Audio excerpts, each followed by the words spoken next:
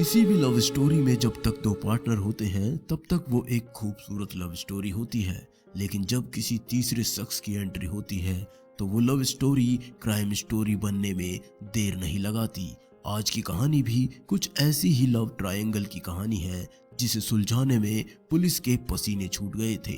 सालों तक इस केस की जांच चलती रही और जब सबूत मिले और पूरी कहानी सामने आई तो जिसने भी इस खौफनाक हत्याकांड के बारे में सुना तो वो सन्न रह गया।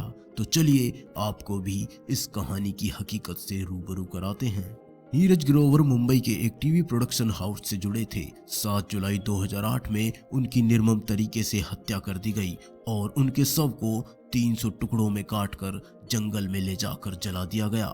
उत्तर प्रदेश के एक छोटे से शहर किसनी के रहने वाले युवा नीरज ग्रोवर का जन्म 1982 में हुआ था। वह टेलीविजन उद्योग में अपने पैर जमाने के लिए मुंबई आए थे। 26 साल की उम्र में वो एक फेमस शो क्या आप 5वीं पास से तेज हैं, जिसे शाहरुख खान ने होस्ट किया था, के एग्जीक्यूटिव डायरेक्टर के रूप में काम कर रहे थे। नीरज अपने काम की बदौलत इंडस्ट्री में नाम कमा चुके थे। तभी उनकी जिंदगी में एक कन्नड़ फिल्म की हीरोइन की एंट्री होती है। इस हीरोइन का नाम था मारिया सुसाईराज। मारिया कन्नड़ फिल्मों में काम करती है और बॉलीवुड में कदम रखने के लिए वो मुंबई का रुख करती है, जहां वो ऑडिशन देने के लिए नीरज के ऑफिस में पहुंची और वहां उसने अपना ऑडिशन दिया। मारिया ही इस कहानी की दूसरी और मेन कैरेक्टर है।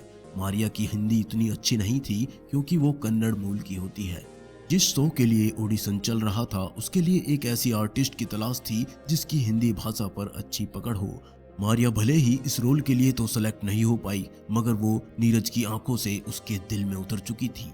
इन दोनों में जल्द ही दोस्ती हो गई। एक दूसरे के नंबर शेयर करने के बाद मारिया और नीरज अक्सर फोन पर बात करने लगते हैं और वो अक्सर मिलने लगते हैं। जैसे जैसे समय बीतता गया मारिया को मुंबई में रहने के लिए जगह मिल गई और ये जगह थी फ्लैट नंबर 201 धीरज सॉलिटेयर अपार्टमेंट, मलाड, मुंबई।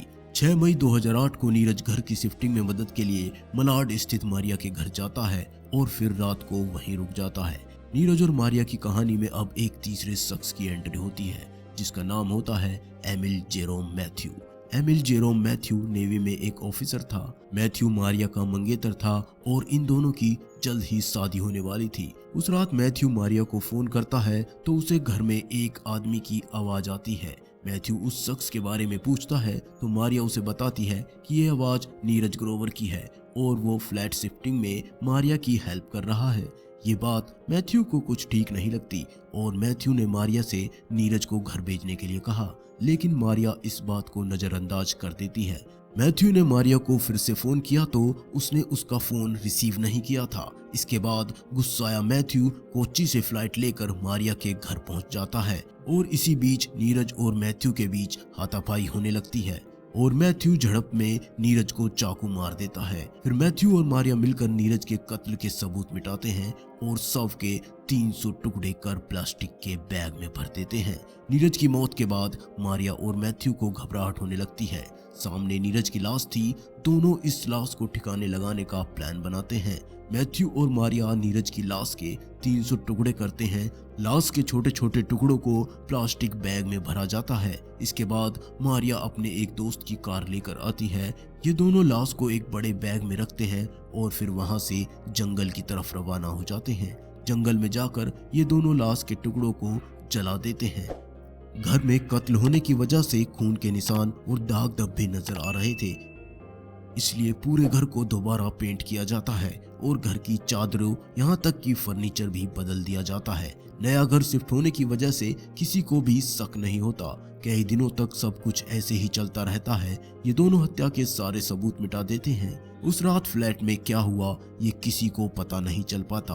दूसरी तरफ नीरज ग्रोवर के परिवार वालों का जब कई दिनों तक नीरज से कोई कांटेक्ट नहीं हुआ तो वो परेशान होने लगते हैं। परिवार वाले पुलिस में नीरज के गायब होने की शिकायत दर्ज करवाते हैं। नीरज के गायब होने से मुंबई में हड़कंप मच जाता है। हाई प्रोफाइल केस होने की वजह से पुलिस पर इस केस को निपटाने का खासा दबाव बनता है, लेकिन ये पता नहीं चलता कि नीरज गया कहाँ। ना कोई सबूत, ना कोई क्लू और ना ही कोई लाश। केस की छानबीन के दौरान पुलिस का सबसे पहला शक मारिया पर गया और मारिया ने ही कुछ दिनों बाद नीरज का फोन पुलिस को सौंपा था। इसके बाद मारिया से पूछताछ शुरू होती है। मारिया पुलिस को सच नहीं बताती, वो बार बार अपने बयान बदलती है। वो कहती है कि उस रात नीरज करीब 1:30 बजे उसके घर से जा चुका था। मारिया के बार बार बयान बदलने से ये तो साफ था कि मारिया को नीरज के बारे में सब कुछ पता था। पुलिस उस पर दबाव बनाती है और आखिरकार सख्ती से पूछताछ करने के बाद मारिया पुलिस को सच बताती है। मारिया के बॉयफ्रेंड मैथ्यू को भी गिरफ्तार किया जाता है। ये केस सालों तक अदालत में चलता रहा। डेड बॉडी न होने की वजह से पुलिस को खासी मशक्कत करनी पड़ी। दूसरी तरफ मीडिया का भी पूरा अटेंशन इस केस की तरफ था। 2008 में इस खबर ने पूरे देश को हिलाकर रख दिया था। हाई प्रोफाइल केस होने की वजह से इसे निपटाने की पूरी कोशिश की जाती है। सोसाइटी के गार्ड की गवाही इस केस में अहम रोल अदा करती है।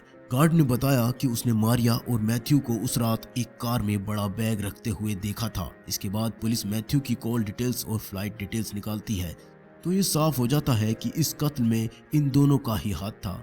जंगल से नीरज ग्रोवर की हड्डियां और दांत बरामद कर लिए जाते हैं।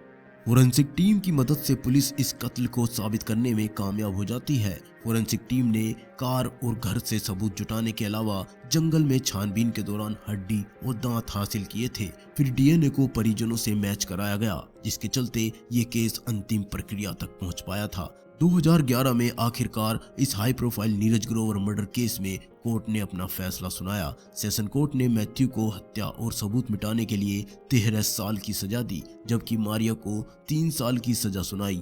लेकिन ट्रायल को 3 साल बीत चुके थे, इसलिए मारिया को बाद में रिहा कर दिया गया। इस हत्याकांड पर बॉलीवुड डायरेक्टर राम गोपाल वर्मा ने नॉट ए लव स्टोरी नाम से एक फिल्म भी बनाई थी।